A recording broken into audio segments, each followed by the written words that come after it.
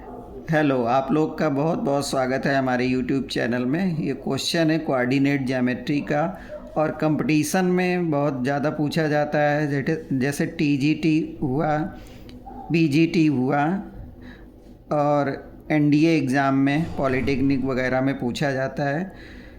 CTET में भी पूछा जा सकता है। तो देखिए ये क्वेश्चन क्या है। Right the coordinates of the circum centre of a triangle whose centroid and orthocenter are at 3, 3 and -3, 3 respectively. तो इसमें क्या है, एक ट्राइंगल है और ट्राइंगल में क्या क्या हो सकता है। ट्राइंगल में सेंट्रॉइड हो सकता है। तो सेंट्रॉइड क्या होता है, सेंट्रॉइड जो मीडियन होती हैं, मीडियन एक अपोजिट साइड के मिड पॉइंट को ज्वाइन कर दें तो ये मीडियन हो गया, और इसको ज्वाइन कर दें तो ये मीडियन हो गया। तो जहाँ पर मीडियन इंटरसेक्ट करती हैं वो पॉइंट ऑफ इंटरसेक्टर जो होता है वो जी सेंट्रॉइड कहलाता है।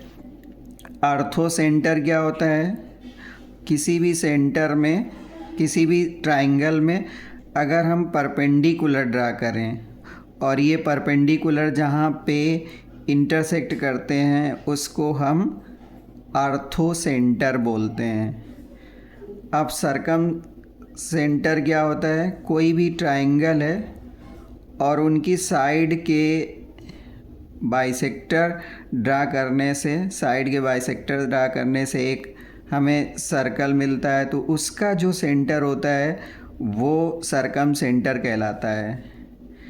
अब इसमें होता क्या है कि जो ये, अगर हम एक लाइन ड्रा करें और इस लाइन में तीनों ओ को, आर्थो सेंटर को, जी को और सरकम सेंटर को, तीनों को रखें तो यहाँ पर आर्थो सेंटर हो गया और यहाँ पर सरकम सेंटर हो गया। अब ये जो लाइन सेगमेंट है आर्थो सेंटर और सरकम सेंटर को ज्वाइन करने में यहाँ पे बीच में सेंट्रॉइड होता है और ये सेंट्रॉइड क्या करता है, इस लाइन सेगमेंट को 2:1 के रेशियो में डिवाइड करता है।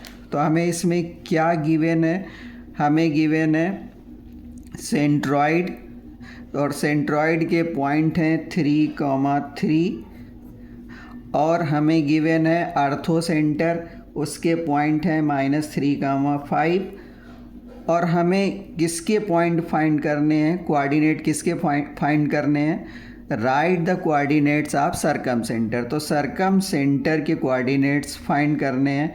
तो इसको हम लोग लेट कर लें x2, y2, और इसको x1, y1 लेट कर लें और इसको x, y लेट कर लें, और ये m1 इंटू m2 हो गया। तो सेक्शन फार्मूला क्या होता है, x = m1 into x2 plus m1 into x1 अपान m1 प्लस m2। इसी तरीके से y = क्या होता है, m1 into y2 plus m2 into y1 अपान m1 प्लस m2। ये वैल्यू हम रख देंगे तो हमें x2 और y2 की वैल्यू मिल जाएगी। x कितना है, 3 है, 3 इंटू m1 की वैल्यू 2 है, इंटू x2 की जगह x2 ही रखेंगे, और plus m1 x2 plus m2 1 into x1 minus 3 अपान 2 प्लस 1।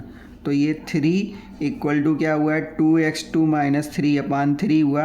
ये 3 इधर लाएंगे तो 3 इंटू 3 = 2x2 माइनस 3, तो 9, और ये माइनस का इधर प्लस हो जाएगा। 3 = 2x2, तो 12 अपान 2 = x2। तो x2 की वैल्यू हमें 6 मिल गई, x2 हमें 6 मिल गया। अब y की वैल्यू के लिए, y यहाँ पर कितना है, 3 है, तो 3 = y की वैल्यू 3 है, m1 इंटू y2 की जगह y2 आ जाएगा, प्लस m2 1 है, इंटू m2 इंटू y1। तो y1 कितना है, 5 है, अपान 2 प्लस 1। 2+1 कितना 3 हुआ, तो 3 इक्वल टू 2y2 प्लस 5/3, 3 का इधर मल्टीप्लाई कराया तो 3 इंटू 3 9 हो गया 2y2, और प्लस यहाँ पर इसकी जो वैल्यू थी ये 5 थी, तो ये 5 हो गया, तो 9 और -5 इक्वल टू कितना हुआ 2, और ये 2y2, तो ये 4 इक्वल टू 2y2 आया, तो 4/2 इक्वल टू y2, 2 2 जा 4, y2 की वैल्यू 2 आई, तो x2 y2 की वैल्यू 6, 2 आ गई। तो ये जो हमें निकालना था सरकम सेंटर, तो सरकम सेंटर की जो वैल्यू आई वो 6, 2 आई। आपको वीडियो अच्छा लगा हो तो लाइक करें, सब्सक्राइब करें। थैंक